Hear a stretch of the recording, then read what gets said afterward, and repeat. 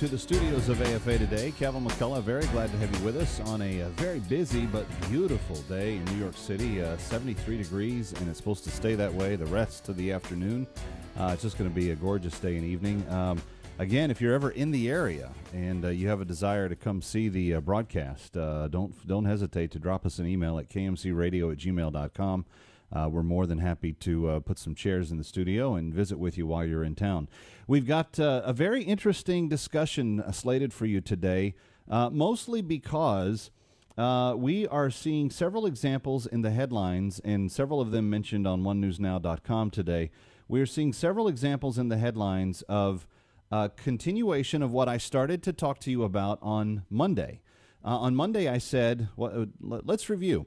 I said on Monday that what we were going to see was an increasing number of new liberties, new rights, new expressions of liberties be compared to that of religious liberties, and we were going to have a certain degree of, conflict between people that are wanting to push one type of agenda versus the religious liberties of all Americans. And we have some more examples of that in the headlines today. I'm not going to get into all of them on this broadcast. Some of them I will have to save for the Kevin McCullough Show for tonight on many of these same stations. But I hope that you will at least be with us to hear this one out all together, because I don't know, friends, when it became more American to be fully pro-Islamic and degrading to Judaism and to Christianity.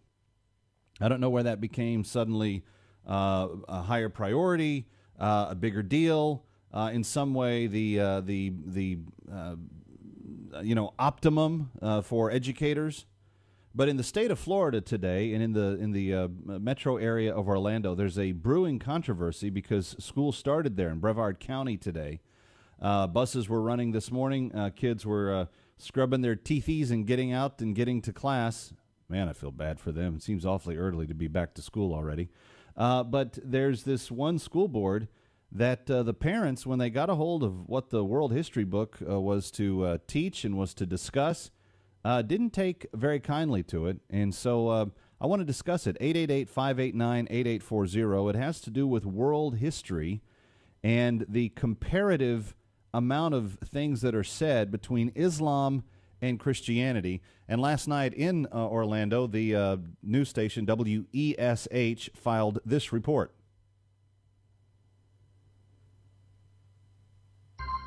Eve of the start of the school year in Brevard County, a controversial textbook was center stage. Parents offended by a history book made their case to have it thrown out of class.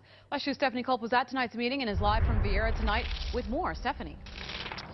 Well, Sam, these textbooks cost the district about $400,000, and they meet the state's criteria for curriculum, making it difficult for the board to just throw them out.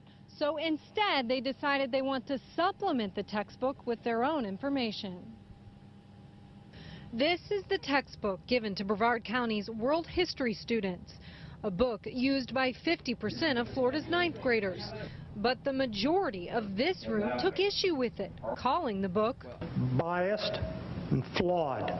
The book includes 36 pages on Islam, but just 3 paragraphs on Christianity, making parents and educators uncomfortable. Get rid of this textbook and find something more suitable.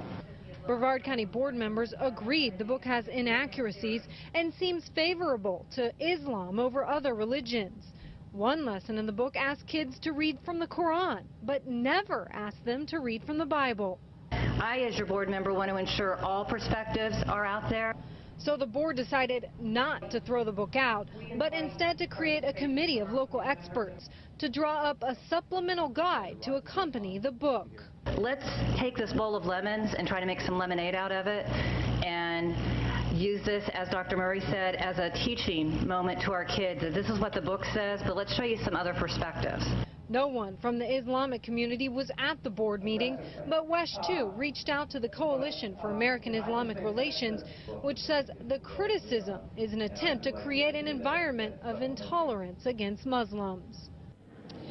And school starts tomorrow here in Brevard County, so the board says it wants to get that supplemental guide together as quickly as possible. Reporting live tonight in Brevard County, Stephanie Culp, WESH 2 News on CW18. All right, so that's the story as it was filed last night on Orlando area television, and so you can see quite openly that there was some pushback from some parents. I have a number of concerns about this, though, and this is really, I mean, if you're a parent and you're concerned about the school that your kids are going into, this really should frighten you. Number one, how did a book that has that degree of substance in it become the book that 51% of all of the world's history students in the state are using, and so little known about it in advance? How did that occur? I'm curious as to that. How does maybe you work on a local school board? Maybe you see for yourself how it is that these textbooks get approved. But I'm sitting here asking myself the question: yay for these parents in Brevard County, but why aren't there parents all over Florida that are just literally pulling their hairs out of their head this morning, going, my kid's not studying this textbook, and then you get the measly little answer from the school board. Amy Canisi, I think is her name. Well, let's make lemonade out of these lemons. Hogwash. Let's get rid of the books, and let's find an appropriate substitute for what can be used for world history studies. It's not the taxpayers' fault that you spent $400,000 on such a stupid curriculum. How in the world was the average taxpayer supposed to know unless you let them preview the book before you buy it? Hint, hint. Unless you have some parents that are plugged in and you have the ability to say, okay, we're thinking about ordering this book for next year's world history curriculums. What do you think about it? And let those parents in those districts do some actual thorough due diligence on the book itself. Now, Kev, why are you so upset about this book in particular? Well, let me just touch on a couple of things. One, the prominent rise of Islam in this text, evidently, and I don't have a copy of the book myself, but evidently, according to people that have looked at it and have read it, they say it sounds like sugar-coated history, that there's not a real understanding, an authentic understanding of what the rise of Islam actually looked like. But instead, it's just sugar-coated. It's just candy-coated. It's just, it's a beautiful religion of peace and of niceties. Well, let's study that a little bit for today and get into that before we're done on the broadcast, because I want to know if they're actually teaching the actual history of Islam or not. But secondly, why aren't they teaching anything about the history of Christianity? By the way, the resurrection of Jesus Christ, one of the most documented historical facts ever to exist. The numbers of witnesses that saw him after his burial, the numbers of people that he appeared to, the number of written records of it. There's so much history around this, and why does it get only a few paragraphs? Why are we telling our kids that you have to do exercises of reading sections of the Quran and not doing comparative exercises in the Bible? And by the way, while we're at it, I don't have a problem with them studying Judaism either, but let's do it in some sort of comparative fashion. Instead of saying world history, let's blow up this nicety about Islam and then minimize Christianity and Judaism. Let's look at the religions in their context and what eras they came from, and start from the very beginning and come up to modern day, and show me the fruit of the different religions and where they have landed the societies that they've been impacted by. Friends, I don't know how 7 or 8 people that sit on a school board sit there and go, yeah, this is all good, there's no problem here, unless they just don't care. And if so, why are you on the school board? Unless you have an ill motive for the people that are in your district. Which brings me to the next idea. Why aren't we running for more school board positions? 888-589-8840. It's AFA Today. Kevin McCullough trying to keep you up to date on all that is going on in the news at this hour. By the way, the terrible UPS plane crash this morning. OneNewsNow.com has the latest details on that.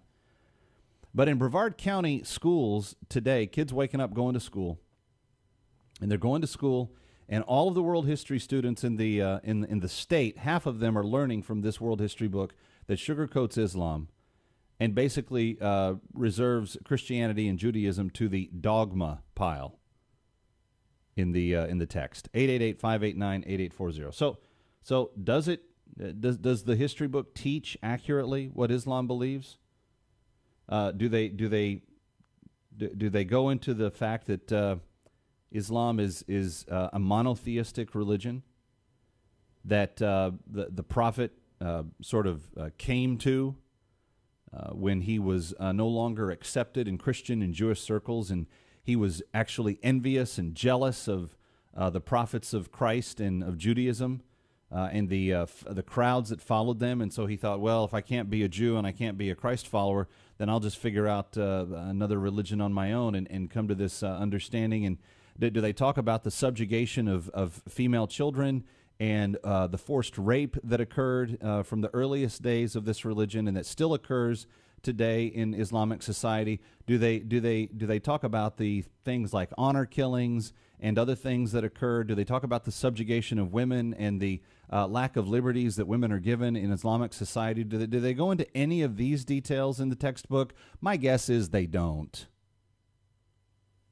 If you happen to be in Florida and happen to have your hands on one of these books, I would love to know from you exactly. Go scan it, fax me the pages, or email them to me at kmcradio@gmail.com. But unless you prove me wrong, I'm going to have a fairly cynical opinion about what is in here based on the testimony of the parents who have read what is in the book. 888-589-8840, 888-589-8840. Before we take our first break, let's go to David in Indiana. David, you're up first on AFA Today with Kevin McCullough. Thank you for being here. It's always a pleasure to listen to you, Kevin. And like I say, you're the backbone of our Christian radio in this nation today. Thank you. One thing I have to say about that on the books is maybe the parents should just pull their kids out, homeschool as much as possible, and go after the local and county taxes that they're paying for the schools and try to fight to withhold them, because if the school boards and them are going to teach this junk to our kids, which is obviously biasing them against Christianity, we need to stand up firm and say no to them. I homeschool my boy, and when I was going through some of the kids' books that are in the neighborhood area, they're way totally different than what they were when we went to school. And they, like you said, they're sugarcoating everything. It's a shame because, David, if they were actually interested in teaching actual history, I think it could actually be a valuable piece of the curriculum. I actually think if you and thank you for the call. And by the way, if you are in Florida and you have ninth graders that are taking world history, I would love to know if you've seen the book and if you have the book in your hands. And if you are from Florida, let the call screener know. We're going to put you right up to the front of the line. 888-589-8840, 888-589-8840. But here's the thing. It does not genuinely matter if they discuss Islam or not, as long as they do it honestly.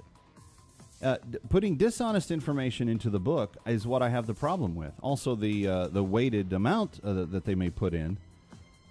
But the fact that you don't deal with it on the basis of what is known about the religion, the fact that you don't deal with it from an accurate historical or cultural perspective, I think is very problematic, especially when we're talking about what education is supposed to be, and that is to actually illuminate the little mush minds that are coming along. I'm Kevin McCullough. This is AFA Today on AFR Talk. Stay with us.